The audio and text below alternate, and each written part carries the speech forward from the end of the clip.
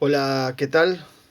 Esta es la clase número 2 de Filosofía y Educación. Les habla el profesor Gaudio.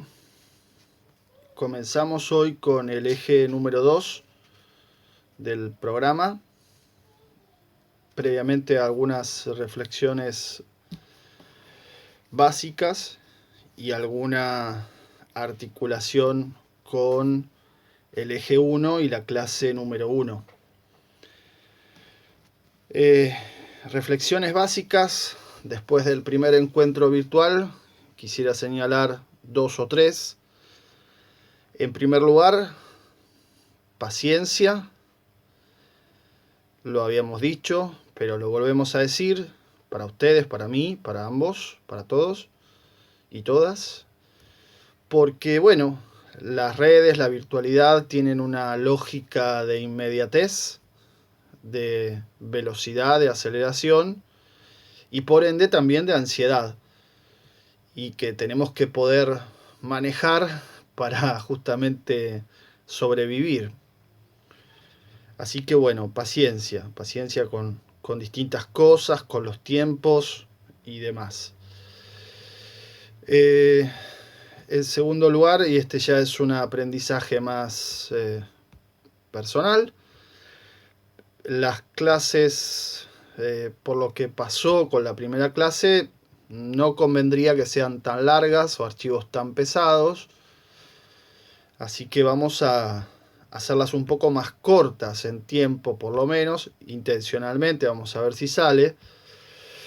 Eh, y eso, bueno, implicará que se vaya por ahí aumentando el número de clases del que yo había pensado, pero en definitiva los formatos de los archivos van a ser más manejables. Si son menos pesados, más livianos, van a ser más manejables. Y los temas, bueno, se van a ir separando un poco más, pero de todos modos vamos a tratar de ir conectándolos de a poco. Y una tercera cuestión para señalar es la importancia que tiene el programa en este mecanismo de lectura o de, entre comillas, intercambio, que es muy importante para organizar la lectura, para organizar cuáles son los ejes y los posibles puntos de conexión entre los distintos momentos del programa. Así que me parece que es importante tenerlo siempre ahí al lado y como acompañamiento y organizador del estudio, el programa. Bien, respecto del eje 1, vimos un poco, o hablamos la vez pasada muy rápidamente, de dos textos que tienen cierta densidad, cierta complejidad, pero que se pueden leer, creo yo, sin mayores inconvenientes. Quizás el golpe inicial fuerte viene de la mano de dos palabras que parecen ajenas completamente a la educación y básicamente vienen de la mano de ideas que parecen ajenas a la educación. En el caso del primer texto, el de Chantal Mouffe, lo que golpea de ese texto es el tema de lo político, la presencia de lo político y lo político entendido como conflicto. Señalamos la vez pasada como antagonismo. Eso pareciera ser ajeno al campo educativo. Pero, y en el caso de Althusser, pasa lo mismo. Quizás ahí la palabra que golpea es la palabra ideología. La ideología como algo que está muy presente en la educación también y que precisamente utiliza la clase dominante para formar, para moldear, digamos así, a los dominados de acuerdo a sus propios intereses. Estamos con los primeros textos asomándonos a un problema que es complejo, que todavía no lo vamos a resolver de un momento para otro, que es el problema de la relación, la articulación entre filosofía, política y educación. Eso lo señalamos también la vez pasada. La traducción no es directa, no es exacta. Es decir, y vamos a encontrar algunos autores que piensan que la educación tiene que explicarse de acuerdo a parámetros políticos y en definitiva esos parámetros políticos son filosóficos en última instancia, y autores que van a decir no, la educación no puede someterse a lo político, sino que tiene que tener su propia lógica, su propia especificidad. De hecho, en este eje 2, que hemos titulado Filosofía, Acción y Educación, vamos a trabajar distintas posiciones, distintos filósofos y filósofas en este caso. Son 4, no son tantos: Gramsci, Adorno, Arendt y Gadamer. Los 4 pertenecen a corrientes filosóficas completamente distintas, muy distintas entre sí, y miran el problema de la educación desde lugares muy distintos, completamente diferentes. Y llegan a posiciones que también son muy distintas respecto de cómo ver la educación. Y un poco la idea es eso, no quedarnos con ninguna posición, por lo menos en principio, hasta conocerlas bien, y en todo caso después, más adelante, una vez que atravesemos este río ancho, podemos tomar alguna posición al respecto, pero en principio es una propuesta muy heterogénea la que tenemos por delante en este eje 2, y vamos a ver qué posición nos convence más y por qué. Bien, eso en principio diría como presentación. No quisiera anticipar mucho más. Quizás lo único de subrayar en esto es que los 4 autores que mencioné, Gramsci, Adorno, Arendt y Gadamer, ven el problema de la filosofía, la política y la educación desde perspectivas distintas. En el caso de Gramsci, que vamos a hablar ahora en breve, es una perspectiva fuertemente política y fuertemente centrada en la praxis. En el caso de Adorno, por ejemplo, es una mirada más sociológica o social, o de crítica de la sociedad. En el caso de Arendt es una mirada más antropológico-cultural, por decirlo así, y en el caso de Gadamer es una mirada más del estilo de problemas del conocimiento. Es decir, que ya las miradas con las cuales enfocan la articulación entre filosofía, política y educación va variando entre unos y otros. Bien, esto simplemente como primer punto. Vamos ahora a hablar de Antonio Gramsci. Tenemos en el programa 2 textos de Gramsci, y hoy vamos probablemente a hablar del primero, que es muy, muy interesante, complejo, así que vamos a tratar de reponer los conceptos fundamentales. El texto está tomado de una antología de textos de Gramsci, que es el volumen 2, una antología en 2 volúmenes. Este es el segundo volumen. Y ustedes podrán ver arriba, obviamente el texto está cortado, tenemos una selección de páginas específicamente, y arriba pueden ver que está justo los años en que más o menos escribió estos textos: 1932-1935.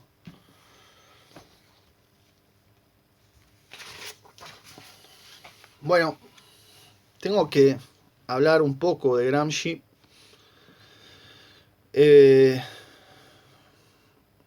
biográficamente, porque nos sirve para, por lo menos, entender algo del texto. Antonio Gramsci es un filósofo de comienzos del siglo XX, de una familia muy grande y pobre, bastante pobre, tuvo que trabajar de chico, tuvo generalmente muchas enfermedades y generalmente vivió bastante pobre. Hay cartas a la esposa, a la hermana, donde siempre está pidiéndoles plata o algo. En fin, una vida muy, muy dura.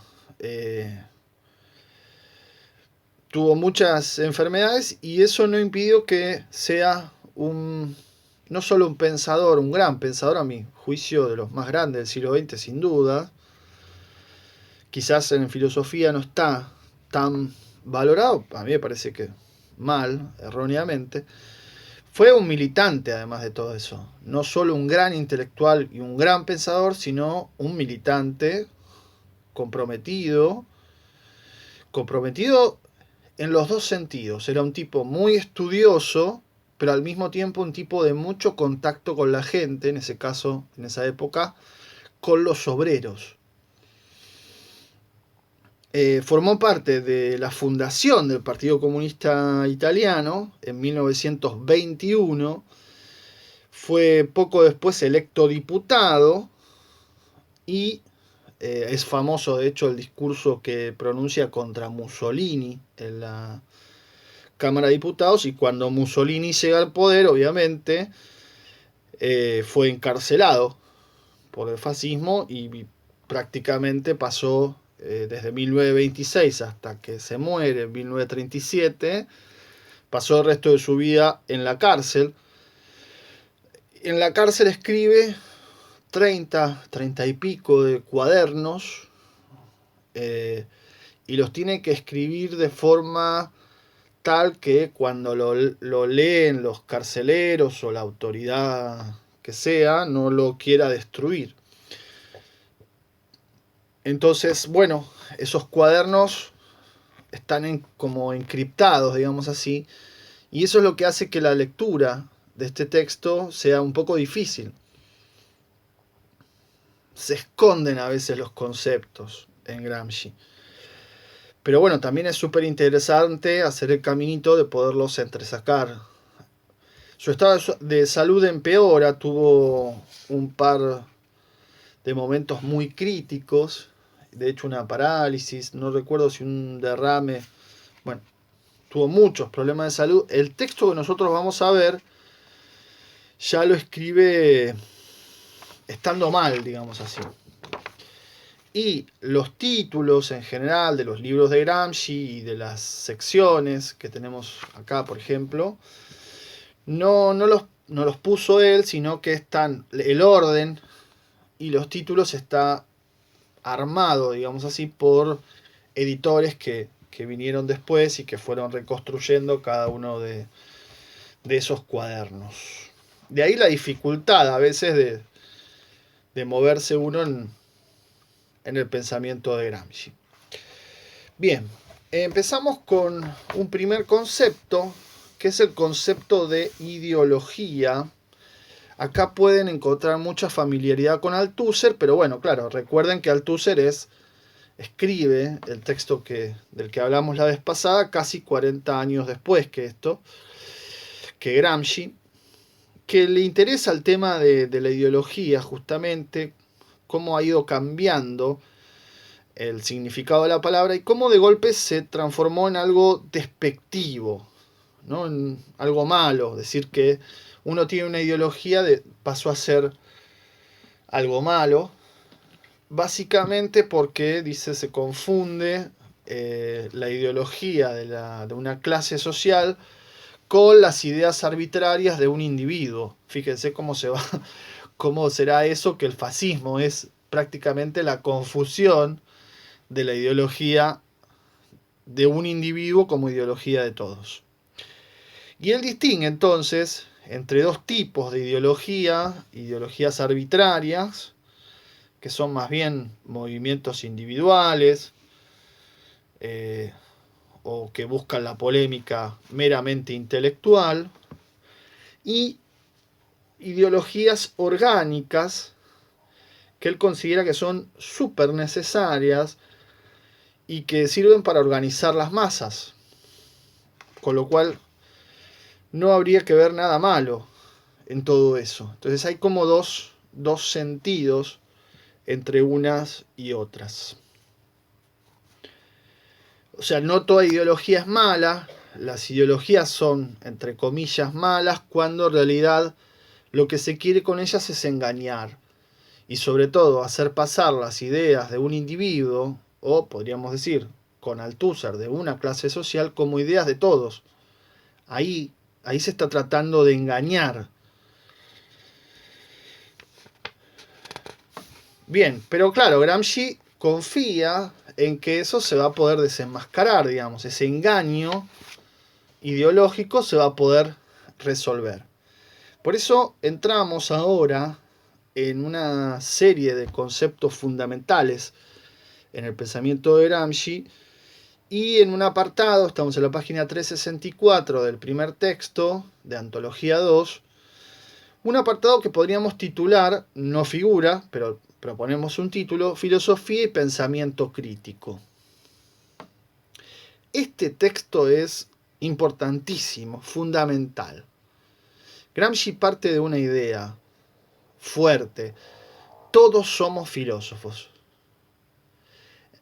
En realidad desarma la idea contraria, ¿no? Dice, hay que combatir el prejuicio según el cual la filosofía es una actividad exclusiva de unos pocos. Y él dice, no, la filosofía es de todos, todos somos filósofos, todos tenemos una filosofía espontánea. Y eso se ve en el lenguaje, se ve en el sentido común y en el buen sentido, en la religión, en las creencias populares y en el folclore. Bien, ya vamos a aclarar en su momento la diferencia entre sentido común y buen sentido con la religión y demás. Pero tenemos una filosofía espontánea, una filosofía que nace con nosotros, que nos sale. Y la comparación, claro, uno dice, pero entonces, ¿qué significa? Si todos somos filósofos, profesor, deje su sueldo y nosotros ocupamos y damos clase por usted, y chao, me cortan la cabeza. Yo tengo que defender mi trabajo porque si no, no significa que todos estamos al mismo nivel, sino que todos podemos estar. Esa es la diferencia.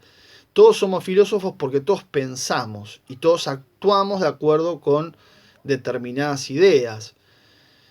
Ahora, es cierto, nosotros acá podríamos decir rápidamente, todos cocinamos, o casi todos, y el que no, pobre, se está perdiendo. Esta cuarentena nos ha hecho cocineros sin duda, a todos, pero no todos somos profesionales de la cocina, ¿no? Y acá pasa lo mismo. Todos filosofamos, pero no todos lo hacemos de manera coherente, precisa, conociendo la historia, etc. Ahí está la diferencia. Y por eso no me pueden cortar la cabeza tan rápidamente por ahora. Cuando aprendan bien, vengan. Y, bueno, los chistes en audio no funcionan, pero no importa, no me puedo contener. Este es el primer punto, ¿no? La primera tesis. Ahora, el momento de la crítica, el momento del pensamiento crítico es el tomar posición frente a dos posibilidades, dos caminos. Uno puede en la vida, dice Gramsci, pensar acríticamente, de manera ocasional, disgregada, asumiendo una concepción de mundo, otro término clave, impuesta, en la concepción del mundo, por el ambiente en el que uno se mueve, por los grupos sociales, siguiendo al rebaño, ¿no? Y convirtiéndome en un hombre masa que reproduce los prejuicios, esto es muy común. Pensar acríticamente, o sea, pensar sin crítica, ¿no? Como mi jefe, mi amo, odia al pobre, bueno, entonces yo ¿qué hago? Odio al pobre. Y digo lo mismo que dice él. O la segunda opción es pensar críticamente. Lo que significa elaborar la propia concepción de mundo de modo consciente, coherente, ser guía de sí. Es muy lindo este pasaje que va de la página 1364 a 1365. Pareciera entonces que el pensamiento crítico, por lo señalado hasta acá, consiste en eso, examinar las ideas que uno tiene, no dejarse llevar por ideas impuestas por el ambiente social.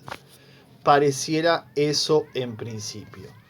¿Es eso en principio? Sí, pero solo en principio. O sea, la cosa no termina ahí todavía. Decía entonces, es así en principio, pero con eso solo no basta. Hay que dar un paso más para tener pensamiento crítico. No es solamente analizar las ideas. O sea, básicamente porque muchas veces podríamos creer que uno es original o tiene ideas propias cuando en realidad, sin darnos cuenta, lo que estamos haciendo es, sin saberlo a veces, o inconscientemente diríamos hoy, decir ideas de otros, ¿no? O sea, copiar ideas de otros. Bien, acá luego de esto vienen 4 notas. Nota 1, nota 2, nota 3 y nota 4. Ustedes verán que la letra es un poquito más chiquita. Muy sustanciosas. La primera nota, dice Gramsci en la primera nota, que la concepción de mundo, cada concepción de mundo corresponde al grupo social, ¿no? Es decir, uno mira al mundo, tiene una concepción de mundo en concordancia con la familia, el barrio, la escuela, el lugar donde nació, la clase social a la que parece pertenecer, con quién se junta. Y eso implica, esa concepción de mundo implica un modo de pensar y también un modo de actuar, compartido por ese grupo al cual uno siente que pertenece.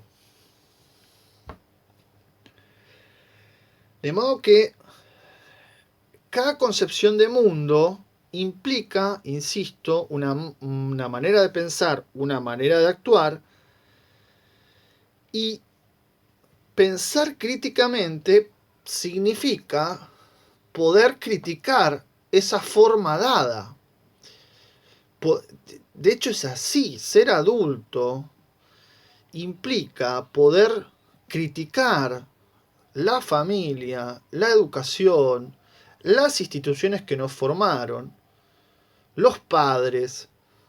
Bueno, en psicoanálisis es más fuerte, no hay que matar a los padres.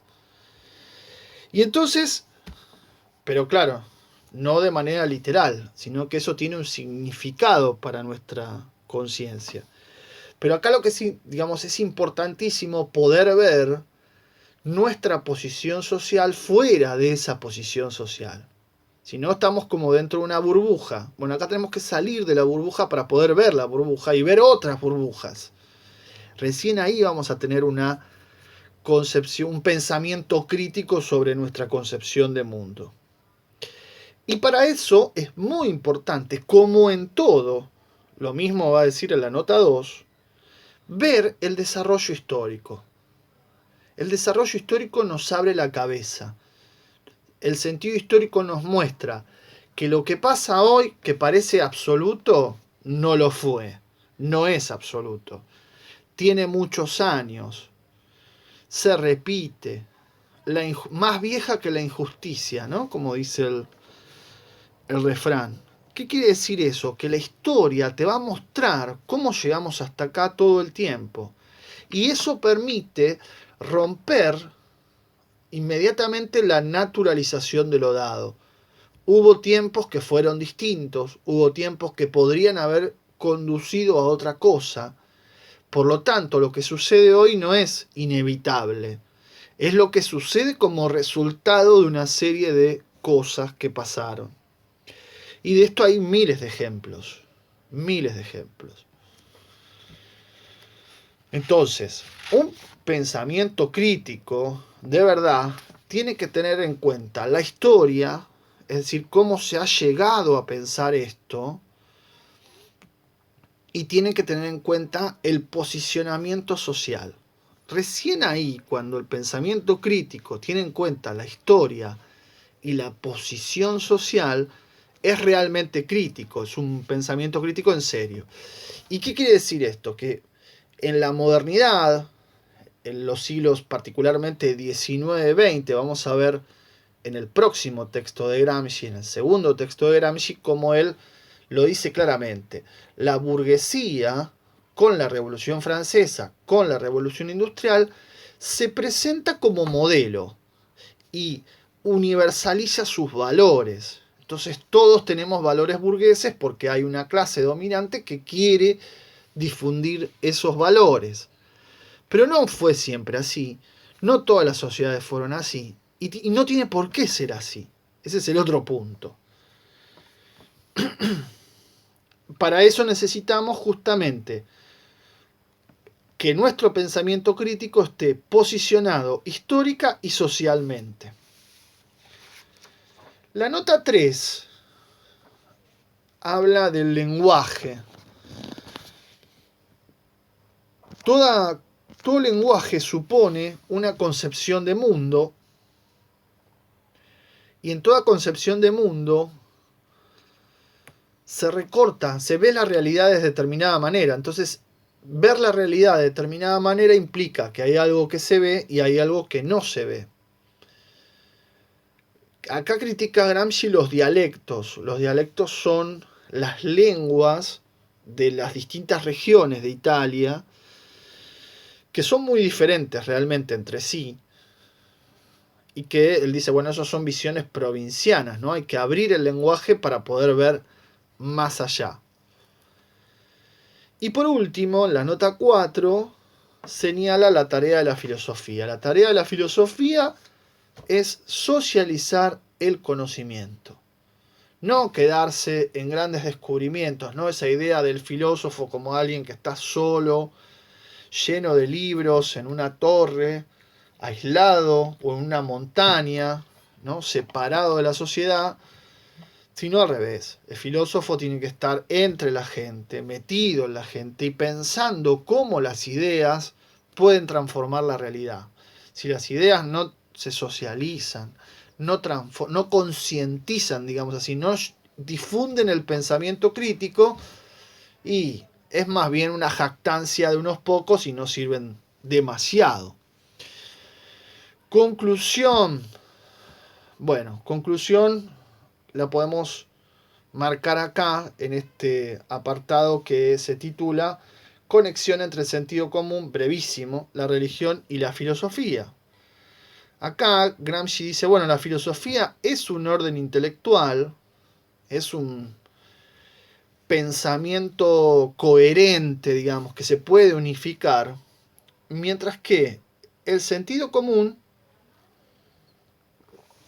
y la religión no son uno, no hay unidad, no hay coherencia, ¿no? El sentido común es, como dice la frase, el sentido común es el menos común de todos los sentidos, y religión no hay una religión, hay muchas religiones.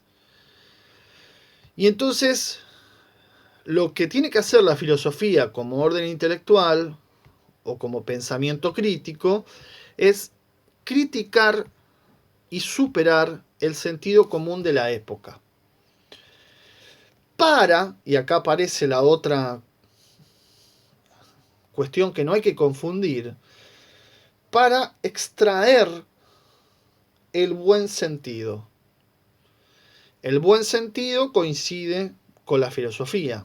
Es decir, de un lado están filosofía y buen sentido, del otro sentido común y religión. La gran diferencia es esto que decíamos, la unidad de un lado, no unidad, dispersión, ocasional, como decía antes, ocasionalidad, bueno. Y otra diferencia más, aunque no esté explicitada acá, es que el sentido común, y bueno, en la época, como dice un amigo, de la memecracia, eh, ¿no? De memes por todos lados, está lleno de frases de sentido común en las redes sociales. Todas frases de sentido común. Horribles algunas. Pero lo que suele hacer es eso, es una frase, es una revelación. Lo mismo pasa con la religión. Presenta una verdad como si fuera revelada. La gran diferencia es que no se discute. Si se discute está todo mal. El sentido común te echa y la religión también. Discutir esa frase, el significado, cómo fundamentarla, si está fundamentada, si no está fundamentada, eso es tarea de la filosofía. Y del buen sentido. El apartado siguiente, que dice relaciones entre ciencia, religión y sentido común, insiste en estos puntos, y entonces podemos decir que el sentido común y la religión son dogmáticos, revelan una verdad, como dice acá Gramsci, autoritariamente. O sea, no están abiertos a la discusión. Pero, dice, es cierto también que no hay una filosofía. Estoy tomando mate, así que por ahí se escucha. No hay una filosofía, no hay una sola concepción de mundo, sino que la filosofía se elige, pero más aún, no solo se elige, se lleva a la práctica. Se realiza en la práctica. Y entonces, a veces sucede, dice Gramsci, que no se es coherente, que una persona piensa una cosa pero hace otra, y entonces es completamente incoherente. Esto lo hemos visto un montón de gente, ¿no? Hasta la famosa frase del hippie conosde, ¿no? Soy re hippie pero tengo una super obra social, o soy súper copado, me hago el empresario que tiene sensibilidad social, pero a mis trabajadores los exploto todo el tiempo. Entonces se pregunta Gramsci, cuando uno dice una cosa y hace otra, ¿cuál es la verdadera concepción de mundo? Y yo se los pregunto a ustedes, cuando tienen un amigo o una amiga que dice una cosa pero hace otra, ¿qué es lo que ustedes toman como parámetro de verdad? ¿Cuál es la verdadera persona, la que dice o la que hace? Bien, y entonces, si coincidimos en la respuesta, que supongo que sí, queda claro que si todo pensamiento llevado a la práctica, llevado a la acción, nunca uno piensa una cosa y hace otra, uno debería ser coherente. Y por eso toda filosofía es política. Toda filosofía, teoría, pensamiento, es política, es acción, práctica, transformación. Aunque se da este caso, y dice Gramsci, hasta a veces no por mala fe. Fíjense, ¿no? ¿Y qué sería que pasa? Sería que un grupo, dice, adopta una concepción de mundo de otro grupo. Y la adopta por sumisión, o sea, por someterse, o por subordinación.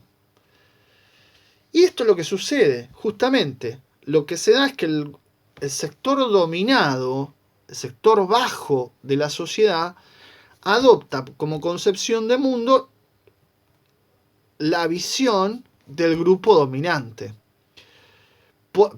Claro, justamente para someterse, para subordinarse, casi sin darse cuenta. Y entonces puede pasar esto tranquilamente, que el mismo oprimido, obrero, trabajador, marginal, odie a los de su propia condición, pero admire a aquel que lo explota, aquel que le saca cada peso, cada centavo, ¿no? Puede pasar tranquilamente esa situación de dominación y de hecho es lo que pasa. Nunca se podría dar una sociedad como la actual, sin tanta injusticia, sin tan pocos que tengan tanto y tantos muchos que tengan tan poco, si los que están abajo no se odian así y a los de su propia condición, sea los que tienen al lado o los que tienen más abajo todavía, pero admiran y desean ser como los que están arriba. Así se estructura un orden de dominación, arriba abajo, que solemos dibujar con una pirámide. Y entonces se da esta paradoja de que el dominado tiene el pensamiento del dominador. En un pasaje, Gramsci pregunta, ¿qué idea se hace el pueblo de la filosofía? Bueno, el pueblo se hace una idea en una frase, a veces ustedes la habrán escuchado, tomarse las cosas con filosofía, ¿no? Esa frase, hay que tomarse las cosas con filosofía, que pareciera indicar paciencia y resignación. Pero dice Gramsci, esta frase en realidad invita a la reflexión. Es una invitación a la reflexión, a superar los instintos o los impulsos más básicos que tenemos. Y entonces podemos extraer el núcleo de buen sentido dentro del sentido común. Esa es la tarea de la filosofía. Cuando tenemos, recapitulemos el contexto, tenemos a un dominado, ¿no? A un trabajador que reproduce el discurso de su jefe, de su dominador, tiene un sentido común que es el sentido común de la clase dominante. Y lo que tiene que hacer es desarmar, y para eso sirve el pensamiento crítico y para eso está el filósofo, ese sentido común, desarmarlo, poderlo desarmar y, hoy diríamos, deconstruirlo, y entonces va a encontrar el buen sentido. ¿El buen sentido qué es? Es lo que todos tenemos antes de que se nos contamine la cabeza con ideas de la clase dominante. Nos contamine todo, el barrio, la familia, la escuela, los medios de comunicación, los amigos fachos. Bueno, antes de eso tenemos un buen sentido. ¿Y el buen sentido qué te diría? Si vos no estuvieras contaminado, que si tenés una lucha entre fuertes y débiles, ricos y pobres, ¿de qué lado te vas a poner? Así, a secas, sin pensarlo. Ese es el buen sentido. El buen sentido es el que no necesita cantidad de libros para entender la explotación. Y no da por más inteligente a aquel que le cuelgan todas las medallas, porque sabe que mucho de eso, todo eso es falso. Ese es el buen sentido. Gente sencilla, pero inteligente, que no come el vidrio de ideas que le entrega la clase dominante para someterlo. Y ahí tiene que trabajar la filosofía, en poder recuperar ese buen sentido que el sentido común ha aplastado, ha escondido, ha enterrado, con ideas convenientes a la clase dominante. Pero acá va a haber un problema. Y si leen bien esto y lo miran bien, se dan cuenta que esto es un programa pedagógico. La tarea de la filosofía es la tarea del educador. Filósofo y docente son lo mismo en este juego.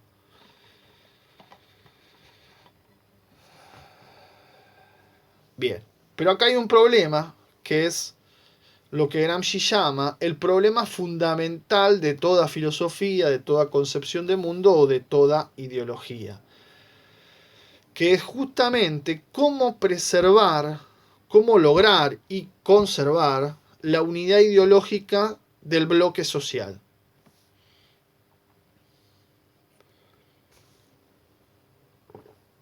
¿Qué es esto? Bueno, justamente la clase dominante domina, tiene lo que Gramsci va a llamar hegemonía, ¿no?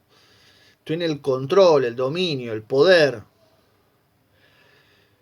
Porque los dominados están dispersos en múltiples sectores, no están unificados, no forman un bloque homogéneo. Ese bloque hay que armarlo, hay que trabajarlo.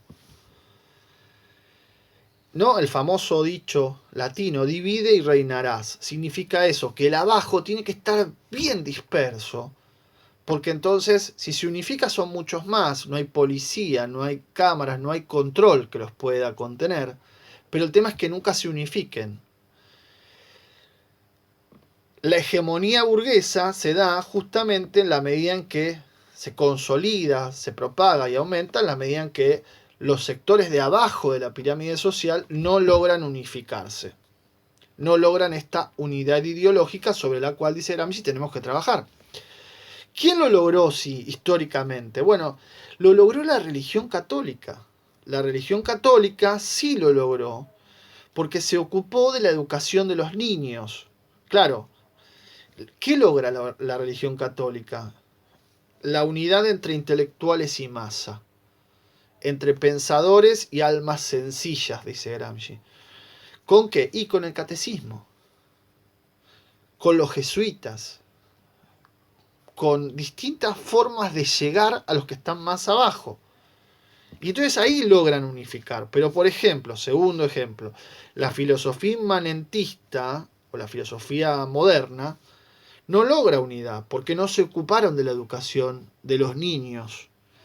Y el idealismo, que es el tercer ejemplo, tampoco logra la unidad entre intelectuales y pueblo porque no le interesó llegar al pueblo. Entonces, una filosofía crítica, un pensamiento crítico, tiene, y acá, si ustedes vieron algo de Freire en otra materia, está muy anticipado acá en Gramsci. Una filosofía, un pensamiento crítico, no tiene que ir a revelarle al pueblo su verdad. Eso es una manera de usarlo, usar a la gente sencilla, instrumentarla, volverla dócil a un pensamiento previo, sino que al revés, tiene que ir al pueblo a conocer su realidad, a conocer su actividad y a partir de ahí, dice Gramsci, reflexionar y pensar cómo se puede construir la unidad de ese bloque social. Esto es la esencia de la escuela nueva, Freire, lo que a usted se le ocurra, está acá, es esto justamente. Y la filosofía va a tener sentido, se va a hacer histórica, ¿no? Se va a hacer historia, va a ser vital en la medida en que se conecte con esto, con el pueblo, con los sencillos, ¿sí? Y que no se quede en un grupo meramente intelectuales, justamente en la tarea de criticar y superar el sentido común. Uno podría decir desenmascararlo, mostrar que el sentido común es el sentido común de la clase dominante. Es el sentido común que sirve a los intereses de la clase dominante. Y a partir de ahí está la tarea crítica de la filosofía del docente. Poder discutir y reconstruir este pensamiento llamado de sentido común.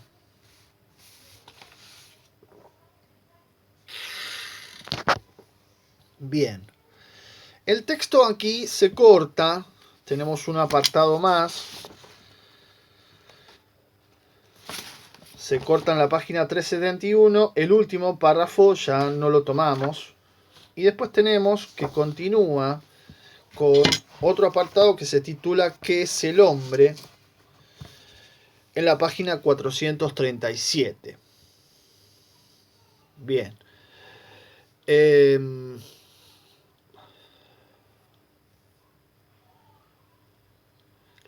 La pregunta acá, ¿qué es el hombre?, dice Gramsci, ¿qué es el ser humano?, ¿no?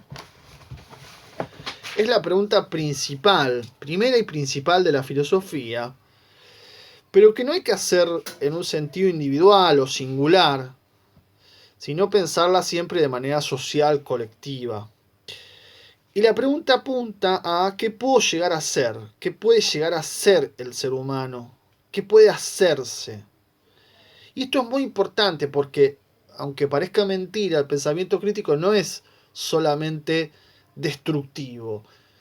no es destruir, es crear. Hay que producir, crear, engendrar lo nuevo, dar lugar, dar luz a lo nuevo. Y en este caso la pregunta tiene que ver un poco con el destino. Y dice Gramsci, es una pregunta religiosa. El problema es que las religiones y el catolicismo, como muchas filosofías anteriores, depositan el mal en el individuo. Piensen ustedes en el pecado original. Uno nace y ya es pecador, sin haber hecho nada más que llorar, digamos, cuando uno nace. Y claro, entonces el mal está en el individuo y ahí está todo el problema. Pero el problema es cómo se enfoca al individuo, dice Gramsci. Hay que repensar, porque el individuo solo nunca está. El individuo siempre es un ser en relación y esas relaciones que lo atraviesan, que lo constituyen, que lo definen, siempre son activas. En cada individuo está la humanidad, ¿no? Está el individuo, están las relaciones sociales, está la naturaleza. Y entonces por eso siempre el individuo forma parte de un organismo, dice acá, ¿no? De un grupo de relaciones activas, conscientes, donde la modificación de sí mismo es la modificación de la relación y la modificación de la relación es la modificación de sí mismo. ¿Sí? Es decir, uno nunca termina de separarse de las relaciones. Siempre está como enmarañado en las relaciones. Y entonces hay una articulación entre teoría y práctica. Lo importante, y acá está la separación con la religión, es que esas relaciones se pueden cambiar. Siempre se pueden cambiar. Siempre se pueden modificar. No hay un destino prefijado que nos impida cambiar las relaciones. Y acá aparece una frase muy importante. Estamos en la página 438 abajo. Una frase que después la vamos a ver en Foucault, y que de hecho en la historia de la filosofía se conoce como una frase de Foucault, pero aparece en Gramsci. El conocimiento es poder. Conocer es poder. Conocer nos da, por un lado, las relaciones, el diagnóstico de situación, pero por otro también de dónde viene, cómo se formaron históricamente, genéticamente, dice él. La génesis histórica de algo nos permite también saber, teoría, saber cómo transformar la realidad práctica. El individuo solo, dice Gramsci, sí, puede poco, pero en conjunto es mucho más, se potencia mucho más, tiene mucho más poder. Y puede tranquilamente asociarse con aquellos que quieran el mismo cambio. Conclusión entonces de este apartado. El ser humano no existe solo, siempre vive en sociedad, en una sociedad determinada, y en determinada sociedad de las cosas. Atención con esta expresión que después va a aparecer también en otros textos. Y entonces el ser humano siempre está relacionado, envuelto, digamos así, en relaciones, pero nunca por eso deja de ser activo. Nunca deja por eso de ser un ser rico en posibilidades de transformación. Bien, bueno, tenemos acá, la próxima seguimos con el otro texto de Gramsci, el Estado, la política y el Estado moderno. Bien.